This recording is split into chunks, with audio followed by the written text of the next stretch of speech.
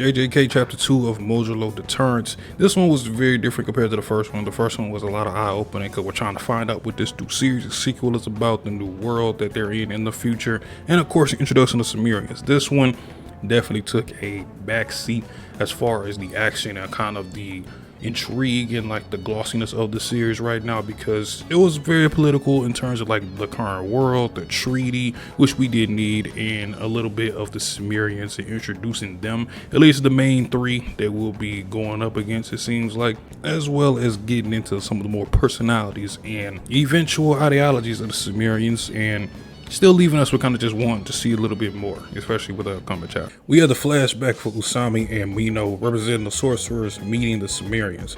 Usami was actually shown to be a character in a volume extra with a sketch that was drawn by Gege towards, like, I want to say the last two volumes. And I guess like Mei liked him or something like that, but we don't really know who he is and like what his character is up until now. Usami and Mino both are going into this situation blind, and Mino is the one that's worried the most because they have no information and reports in detail about the Sumerians, so they can be more prepared. Usami doesn't know either, but at the same time he doesn't want to come off aggressive or offensive in any way. They don't know their social norms, gender norms, religion, or culture. Usami seems like, and I hate to use this as an example, but the Nanami of Modulo, but I see him more as like a advisor role, kind of like EGT in a way, to the Okotsu siblings than anything. We got the close-up designs of the other Sumerians on the ship. We got Japaloma, who looks just like that fucking baby from the Black Myth Wukong game, mixed with Tengen and Maru's brother Cross, and they can speak Japanese and mostly other languages, considering they've probably been around America, which surprises Usami and Mino, as that is actually big information to learn. Japaloma asks them if they can bring in the representative, and although he technically can't be considered unarmed, I'm afraid it wouldn't be right for them to join us until we've made our position of non-hostility painstakingly clear. I hate to use this term because it's overused when it comes to describing things or people, but that aura was piercing through the screen right here. This Sukuna, like Maharaga looking hybrid Sumerian, basically had them shooting bricks just off his presence and energy. Once again, that guy was compared to a real Sukuna level threat. I still think, however, they think the alien invasion is the Sukuna level threat rather than just him. Although I'm sure he is a special grade level sorcerer fighter or whatever he would be classified as. And we gotta remember, they're just kind of basing it off what they know in like their history of like a Sukuna quote-unquote level threat, which is basically a special grade threat. Something that can overthrow a country, or a being that can overthrow a country. That's a way that you can look at it in terms of the scale of things, and clearly an alien invasion is on that bar. And I know we've said it before, but I'll be very interested to see this guy in a fight versus the Okotsu siblings and how Gege and Iwasaki are going to go about it in a clever way. It was the Sumerians making most of the demands they request, one of them being an alien scout alongside missions to learn sorcery and curse energy, so the whole aliens thing is a ploy for Sumerians. And Mino is worried about the worst possible outcome, and that being a war. With a paper-thin treaty like this, especially when more knowledge of the Sumerians become public, things are just gonna go out of hand. So peace and harmony is literally the only goal they have, because no one wants to lose more people and more resources through war. We go back to the present, and Tsurugi and Yuka are having a conversation just about what's going on recently with Maru, and they're questioning like, are the aliens real? Is he an alien? And Yuka's trying not to jump to conclusions because she just doesn't believe a lot of the stuff that's going on. But Tsurugi has heard all the stuff from the curse user before when they were fighting, and then with the stuff of Maru having a third eye and the way he just fought, of course it's gonna come up in his brain that Maru has to be one, or at least he is one.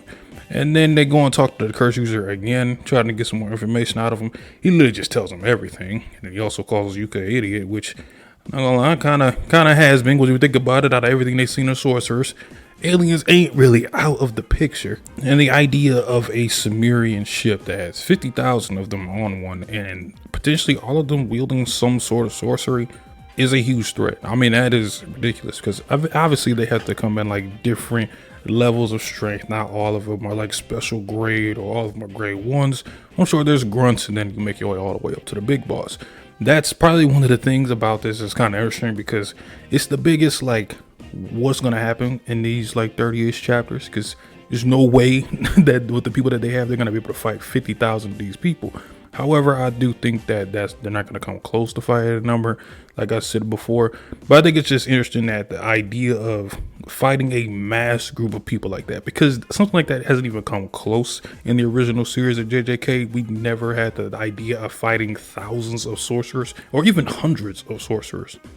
And I think a lot of people are kind of like overhyping and also undermining like what the special grades are and like the actual capabilities you have to have in order to fight them. Because if we go back to when we had the natural disaster curses, most of them we were not able to fight. Hanami, yeah, we were able to double team with Yuji in total, but that was without using a domain from Hanami. And plus, with all the deaths of the disaster curses, the only one that can really get credit for taking, or at least bringing one down, kind of, is Yuji. I mean, he didn't get the full kill, but he pretty much did everything else with the help of Todo. But Jogo, Dagon, and Hanami were taken down by other special grade level threats, Toji, Gojo, and Sukuna. And let's say we take a Yuka and a Tsurugi, and let's say they're kind of on par with like a Goodwill arc kind of power scaling. There's no way that they're going to be able to fight a special grade level threat like that unless there's maybe like a time skip in the future in this story, and maybe it's like 2-3 years in the advance or something. And a lot of people are like, oh, compared to our original cast, like they're bums, which that's kind of the point, because the modern cast that we have now is supposed to be like the Heian era equivalent.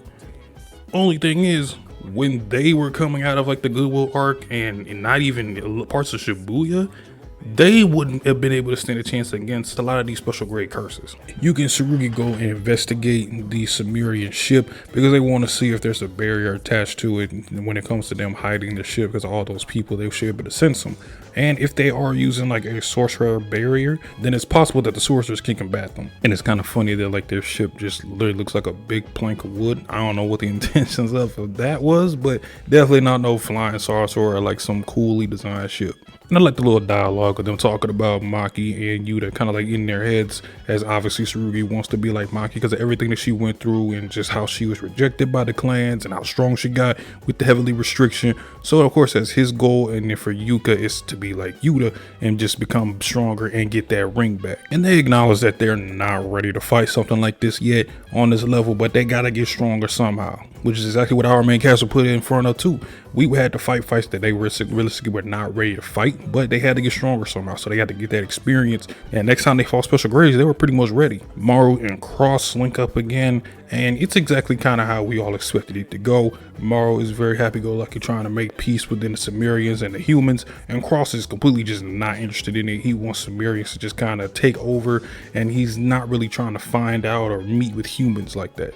And even Maru talking about how like they're the same as us, they got good, they got bad people. But Cross is saying, well, unless those good and bad reasonings or their ideals of good and bad are different than ours, then we can't coexist. And that's kind of how things can be in the real world. You got things that you think are good versus somebody else's idea that is good, and this just doesn't work out. With Cross, he's not really even giving it a shot as to like any of us liking each other. But Maru is just super optimistic and just always positive about that there is going to be peace amongst them. I am kind of curious if Maru's going to get like another layer to his character, kind of, because right now he seems like very one note, because like he's always happy. He always thinks about the brighter outcomes of things, which isn't bad for a character, especially with like the possibilities of maybe some other things being introduced. But right now I'm kind of hoping for a little bit more from Maru in terms of like maybe adding another, piece to him that can kind of make him feel a little different. But so far I like the little contrast between him and his brother. End of the chapter, we got Tsurugi going over thinking he's about to meet Maru because he split up from Yuka because they needed to get something. And Tsurugi is on this top of the building. We get to see the hairstyle and everything. We know this ain't Maru, this is Cross. And it's kind of funny that like he didn't point that out. But I guess, he doesn't really see it or pay attention to it, especially since they got different like markings. I thought he kind of would have been able to point that out, but at the same time he wasn't there when Yuka was told that Maru has a twin brother, so I can get that he was a little confused, because during this moment he tries to like talk to him and Cross doesn't even look his direction, and he already knows it's not one of his people, so he instantly just tells him to shut up, don't talk to me, and leaves before Tsurugi can even have a response back, which obviously pisses him off. And I just think it's gonna be funny, probably because he's gonna think this is Maru, and that next time he sees Maru he's gonna be mad at him. So I kind of saw this coming with the whole twin thing happening. So some little funny comedy here and there. And I just want to know more about Cross. I just want to see like more of the Sumerians on screen. Hopefully get like a chapter dedicated to them, because not that Yugen and Suri are uninteresting, but it's like we've kind of seen this before within the JJK verse, and I want to see more of the Sumerians. They seem kind of cool. A lot of people have been talking about, what if Sukuna is a Sumerian? Is he like a reincarnation of Sukuna? I don't think it's anything of that. I think it's just something entirely different. And I really wouldn't want to see that anyways. And if it was put in place, I wouldn't like it. Unless they magically do it in a way for me to like it, then I'm not really going to agree with it. I don't think that's the case. I know he kind of looks like him. I think that's just part of the art style. But it's going to be funny seeing the Morrow and Cross thing happening. I kind of want more between them. Hopefully when we get past like the political stuff and some of like the, I guess, extra additional world building that we got for the Modulo spinoff and series, that we can get more into the actual characters. Because I think that's really what's going to make a spinoff to me, or a sequel to me, shine, is that if we're already in a world that we know, you're gonna add elements, I feel like you shouldn't focus too much on the new stuff and just kind of focus on the characters in general. I feel like that's what's really gonna make the series pop, and I feel like that's what they should lean into. But this was a solid chapter, probably not as good as the first one, but this one does make me more intrigued for the following chapters and gives me an idea as to like what the character dynamics are gonna be and what the focus of the story will be going into like the later arcs of the story. So if you all enjoyed, leave a like and subscribe. I'll let y'all in the next one. Peace. Yeah.